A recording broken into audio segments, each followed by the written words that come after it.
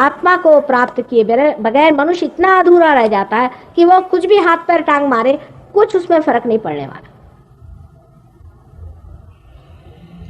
अब ये विशुद्धि चक्र पे परमेश्वर साक्षात श्री कृष्ण के स्वरूप में इस संसार में आए थे, जो कि विराट, जब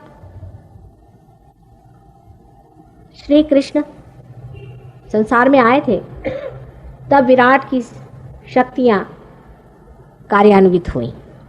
जैसे कि आपसे मैंने बताया था कि शिव जी का काम है हमारा एग्जिस्टेंस बनाना, हमारा अस्तित्व बनाना, जो कि लेफ्ट साइड की नाड़ी से होता है, और ब्रह्मदेव का कार्य है कि सृजन करना, क्रिएशन बनाना। शिव जी कभी अवतरित नहीं होते, एक बार हुए थे लेकिन होते नहीं है, समझ लीजिए। वो क्या होना न होना बराबर ही था उनका। ब्रह्मदेव एक बार हुए थे, आपको आश्चर्य होगा। हजरत अली के रूप में हुए थे, किसी ने उनको पहचाना नहीं, मुसलमानों भी उनको पहचाना नहीं। एक ही मर्तबा ब्रह्मदेव ने अवतरण लिया था, और अवतरण सिर्फ विष्णु का होता है, विष्णु तत्व का होता है। वही बार बार अवतार लेकर के और आपको इस संसार भवसागर से पार कराते हैं। वही अनेक बार इस संसार में आते हैं और आपका नेतृत्व करते हैं, आपकी लीडरशिप करते हैं। ये जो तत्व है, इसी तत्व के कारण आप इवॉल्व हुए हैं। यही उत्क्रांति का इवोल्यूशनरी तत्व है। अमीबा से भी इंसान आप इसी तरह से बने, क्योंकि वो धर्म की धारणा करते हैं और हर एक चीज का धर्म बदलते बदलते इंसान के धर्म पे वो आ जाते हैं। यही आपका मानव धर्म है। लेकिन मानव धर्म पूरी तरह से तभी प्लावित होता है जबकि वो आत्मा से प्रबुद्ध हो जाए। अब ये जो विशुद्धि चक्र है, इस विशुद्धि चक्र में मानव विराट के संबंध से जुड़ जाता है। जैसे आपने मेरे और हाथ किया है, अब इस हाथ करने में, बैठे से हाथ करके अच्छा रहेगा, इसी हाथ से जो एक नाड़ी आती है यहाँ और यहाँ, ये विशुद्धि चक्र में होती है। तो सर्वप्रथम इन्हीं हाथ से, देखिए मनुष्य का हाथ और जानवर का हाथ बहुत ही अंतर है। जानवर के पास तो हाथ पैर में कोई अंतर भी नहीं है। मनुष्य का हाथ कितना सुंदर है और कितना सुबक है, और इसमें कितनी ज्यादा कला कौशल्य है, कभी हम इसको समझते नहीं, टेकन फॉर ग्रांटेड। इतना इस हाथ का कमाल है कि इस हाथ से मनुष्य चाहे तो न जाने क्या क्या बना के रख दे, पर इन हाथ को हमने मैला कर दिया। इसी से हम दूसरों की मृत्यु कराते हैं, दूसरों को सताते हैं। जो हाथ परमात्मा ने सुख और आनंद देने के लिए बनाए हैं, उसी हाथ से हम बहुत बुरे कर्म करते हैं। और इन हाथ का संबंध सबसे पहले विशुद्धि चक्र से होता है। अब इसको जरा बारीक चीजें समझने की कोशिश करें, विराट और हमारा संबंध। विराट जो है ये प्राइमोर्डियल बीइंग है, सबसे बड़ा, और उसके अंदर छोटे छोटे हम उसकी पेशियां, मांसपेशियां, रक्त पेशियां सब है। समझ लीजिए अंग्रेजी में जिसे कहते हैं कि माइक्रोकोज्म और मैक्रोकोज्म। जब मनुष्य जागृत हो जाता है तब वो विराट से एकाकार हो जाता है, तब तक नहीं। जैसे कि अपने नाखून है, उसका जो अग्रभाग होता है, उसमें अगर कोई चोट भी लग जाए तो कुछ महसूस नहीं होती, झड़ जाएगा। उसी प्रकार मनुष्य होता है जब तक वो प्रबुद्ध नहीं होता, जब तक वो पार नहीं होता। उसके अंदर कोई भी संवेदना उस विराट की नहीं रहती, थोड़ी बहुत झांकी मिलती रहती है पर नहीं रहती। अब जो लोग सामाजिक कार्य में संलग्न है, सामाजिक कार्य करते हैं, वो इसी झांकी के कारण सोचते हैं कि जब तक समाज कल्याण नहीं होगा मेरा भी कल्याण नहीं होगा। जरा ठहर जाइए आप, अब ये देते हैं सबका ध्यान वहां जाएगा, क्योंकि चित्ता भी लोगों का स्थिर नहीं है। आप लोग कोई भी बंधन वगैरह मत दीजिए, फौरन लोग आंखें घुमाने लग जाते। जरा चित्त को थोड़ा स्थिर करके सुने बात। चित्त की स्थिरता भी बहुत कठिन है इस मॉडर्न जमाने में, बहुत ही स्थिर रहना पड़ता है, तब कहीं जा करके ये चीज बनती है।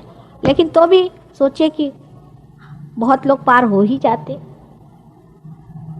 तो आप जरा चित्त को स्थिर करें। अब जब आदमी प्रबुद्ध हो जाता है तब उसका संबंध परमेश्वर से जुड़ सकता है, लेकिन उससे पहले भी थोड़ी थोड़ी झांकियां उसके अंदर आती है। माने एक विचार उठता है और खत्म हो जाता है, दूसरा विचार उठता है फिर खत्म हो जाता है। हम लोग विचार का उठना देख सकते हैं, उसका गिरना नहीं देख सकते। जब विचार उठता है तब तो हम एक नाड़ी पर होते हैं, और जब गिरता है तो दूसरी नाड़ी पे चले जाते हैं। एक विचार से दूसरे विचार में जाने पर जो बीच में जगह होती है उसे विलंब कहते हैं। यही जगह है जिसको पकड़ना पड़ता है कुंडलिनी के जागरण में। एक विचार उठा, खत्म हो गया, वो चला गया लेफ्ट साइड में। दूसरा विचार उठा, तब हम राइट साइड में आ गए। फिर से वो विचार जब खत्म हुआ तो फिर हम चाहे उसको भेज दिया लेफ्ट साइड में, हम आ गए फिर राइट साइड में। विचारों पे हम कूदते रहते हैं। एक विचार को फेंक दिया लेफ्ट में, दूसरे विचार को फेंक दिया लेफ्ट में, लेकिन जो बीच में जगह है वही वर्तमान प्रेजेंट है, वो बहुत थोड़ी है हमारे अंदर। विलंब की जगह बहुत थोड़ी सी होती है। इसीलिए हमेशा हम फ्यूचर की सोचते रहते हैं, कभी कभी पास्ट की सोचते हैं, कभी फ्यूचर की सोचते हैं, पर जो बीच की जगह उसे हम नहीं पकड़ पाते। ये दोनों ही चीज विशुद्धि चक्र से हमारे अंदर उठती हैं। ये विशुद्धि चक्र से ही होता है, उसका कंट्रोलिंग पॉइंट तो ये है। लेकिन विशुद्धि चक्र से ही हम अपना ईगो और सुपर ईगो बनाते रहते हैं। अब विराट से एकाकार होने के लिए